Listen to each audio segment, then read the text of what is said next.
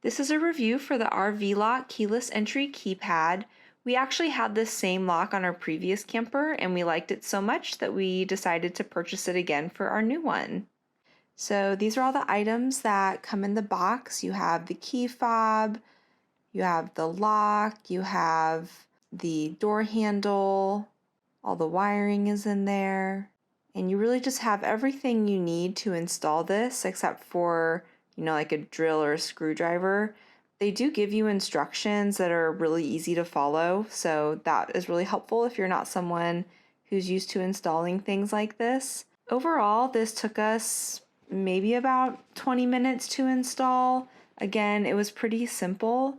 Once you remove the factory lock, you're able to just kind of pop this in. You want to make sure you connect the wires.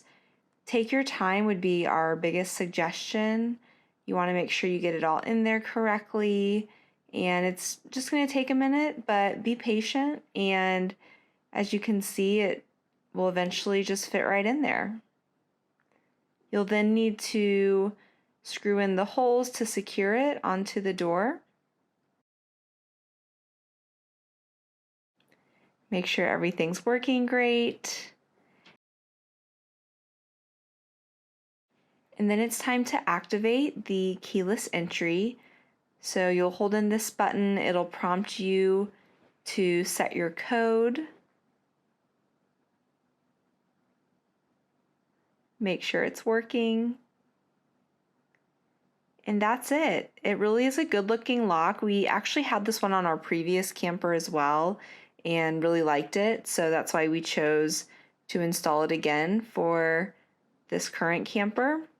We do really like the key fob feature. It makes it easy for getting in and out, especially with our dog.